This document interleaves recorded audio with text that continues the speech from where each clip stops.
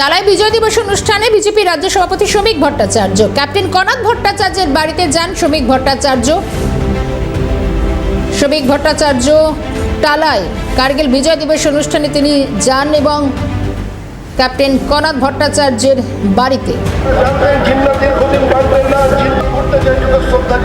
শ্রদ্ধা জানানোর কোনো প্রয়োজন ছিল না। কনাদ ভট্টাচার্য নিজের পুরো জীবন সম্পূর্ণ করে যেতে পারতেন যদি পাকিস্তানের জন্ম না হতো। কংগ্রেসের নেতৃবৃন্দ জানতেন জিন্নার আয়ু বেশি দিন নেই। নেতৃবৃন্দ জানতেন জিন্নার আয়ু বেশি দিন নেই।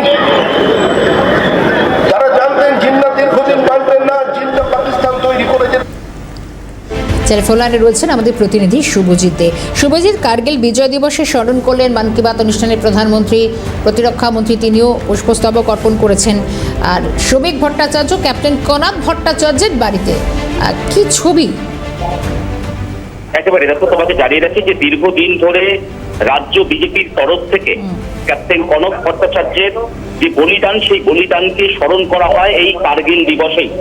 আজও তার কোনো অনথা হয়নি। আজ দেখা গেল যে একদিকে যেরকম রাজ্যের একাধিক বিধায়ক তারা উপস্থিত রইলেন কনক ভট্টাচার্যের বাড়ি এবং তার যে প্রতিকৃতি সেখানে উপস্থিত হয়েছেন, সেখানে মাল্যদান করেছেন। একই সঙ্গে উপস্থিত হয়েছেন রাজ্য বিজেপির সভাপতি শ্রমিক ভট্টাচার্য সহ আরো একাধিক বিজেপি বিধায়করা।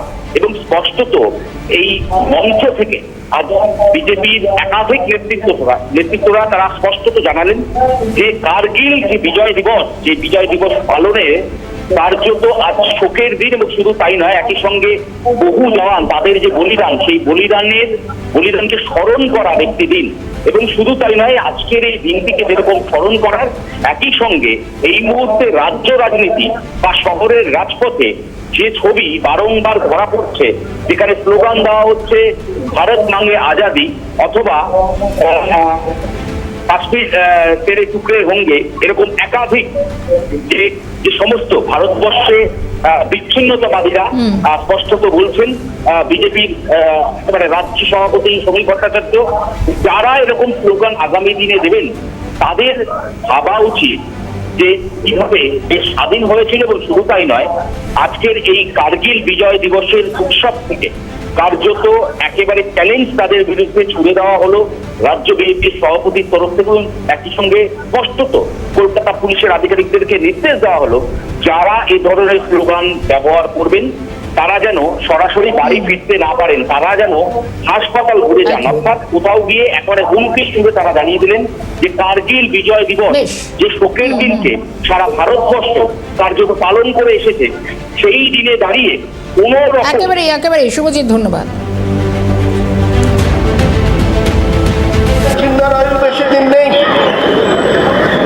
যারা জানতেন জিন্না দীর্ঘদিন বাঁচবেন না, জিন্না পাকিস্তান তৈরি করে যেতে পারবে না।